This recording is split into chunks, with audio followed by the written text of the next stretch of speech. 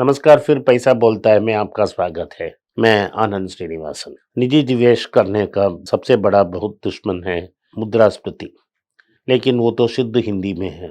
तो मैं आपको इंग्लिश में बोल लेता हूँ, उसको हम इन्फ्लेशन बोलते हैं। आपको समझने वाले भाषा में उसको महंगाई बोलते हैं। महंगाई बढ़ रही है। जब हम बाजार जाते हैं, सबका दाम ऊपर चला गया है। अंडा जो 4 साल पहले 1 रुपया में मिलता था, अब 4 या 5 रुपया में मिलता है। लेकिन मैं कान्हा के भंडार के बारे में बात नहीं करूँगा, वो तो महँगा है। मैं वेजिटेबल्स की बात नहीं करूँगा, वो तो महँगा है।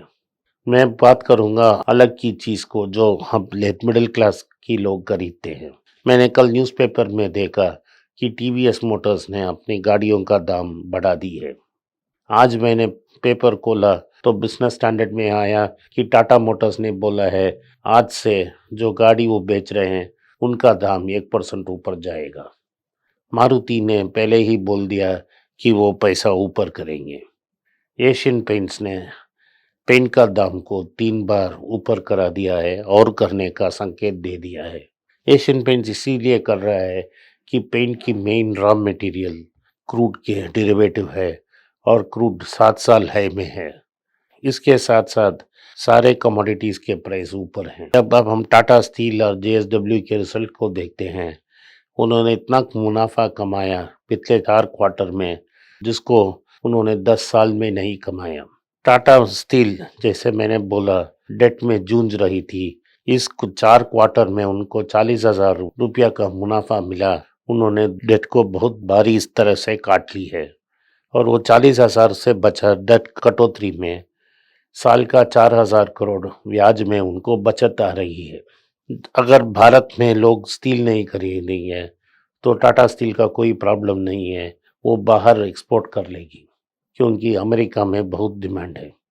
मैंने कल एक फाइनेंशियल टाइम्स में रिपोर्ट में देखा, जापान में लैपटॉप का दाम 1.5% नीचे आ गया। वही लैपटॉप 1 साल में अमेरिका में 8% ऊपर चला गया, क्योंकि जापान में डिमांड नहीं है, अमेरिका में डिमांड है। लेकिन हम तो लैपटॉप नहीं बनाते हैं, सेमीकंडक्टर नहीं बनाते हैं, सब कुछ इंपोर्ट कराते हैं। तो ग्राफिक्स कार्ड का दाम जो पिछले साल मैंने एडिटिंग टीम के लिए खरीदा था, वो था 20,000, आज हो गया 60,000। तो इधर भारत में किसी भी कंज्यूमर गुड्स का प्राइस देखें, 1 साल में 20 या 25% ऊपर हो गई है। लोगों को पास बाइंग परचेसिंग पावर नहीं है, इसीलिए विवेक कोल साहब ने मिंट में लिखा कि 10 साल के पीछे चला गया टू व्हीलर सेल्स। जो इस साल में टू व्हीलर्स बेचे गए, वो सिर्फ 10.8 मिलियन यूनिट्स बेचे, सब मिला के। Electric vehicle, internal combustion vehicle सब मिला के 10.8 मिलियन यूनिट्स बेचे। ये नंबर 2011 का लगभग इक्वल है। 2011 10 साल पहले ही भारत में 1 साल में 10 मिलियन टू व्हीलर बेच दिए उसी दिन में। इसमें 2 कारण हैं बाइक्स नहीं खरीदने का। एक तो लोगों के पास नौकरी नहीं है, वो जो नौकरी से वो कॉन्फिडेंट हो जाए और बाइक खरीदें। दूसरा कारण ये है, बाइक का दाम 2011 में 44,000 या 50,000 के आसपास था, लेकिन आज एक एंट्री लेवल बाइक लगभग 1 लाख रुपया हो गया। प्राइस दुगनी हो गई। पिछली 1 साल में स्टील और प्लास्टिक के प्राइस के ऊपर होने के कारण इन टू व्हीलर्स का प्राइस 10% से ऊपर चला गया। चलो, लेकिन बाइक नहीं है तो हम पैदल जा सकते हैं, सरकारी बस में तो जा सकते हैं। लेकिन जो मैं अभी बोलने वाला हूँ, उसका आप क्या करेंगे? टूथपेस्ट का दाम 10 या 20% ऊपर गया। सबसे बड़ा टूथपेस्ट बनाने वाले 2 कंपनियां हैं भारत में। एक तो है हमारा दोस्त कोलगेट पामोलिव और दूसरा है हिंदुस्तान यूनिलीवर। इन्होंने दोनों मिलाकर 10 या 20% प्राइस ऊपर कर दी है टूथपेस्ट की।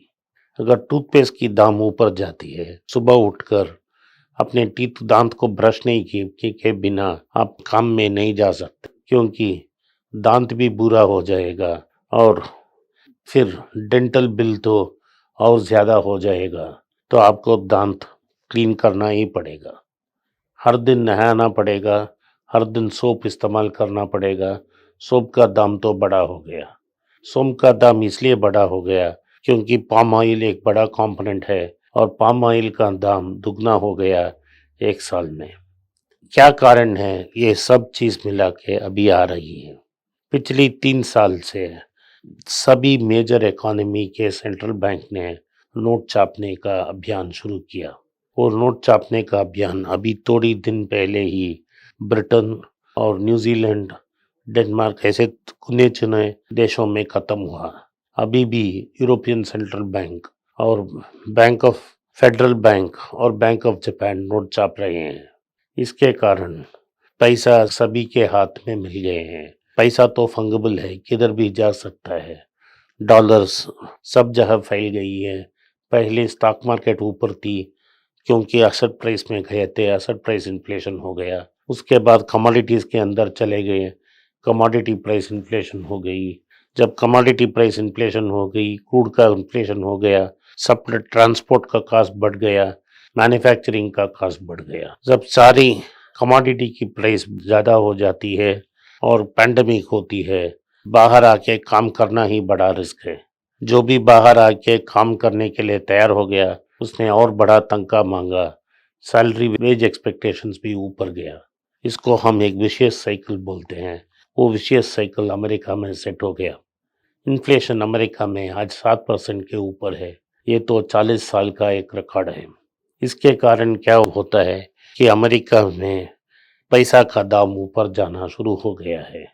ट्रेजरी बिल्स बोलते हैं, 10 साल की ट्रेजरी यील्ड, वो तो 1% के नीचे था अभी 6 महीने पहले। आज बढ़कर 1.86% हो गया। 4 टाइम्स हो गया, नियरली 4 टाइम्स 1 साल में।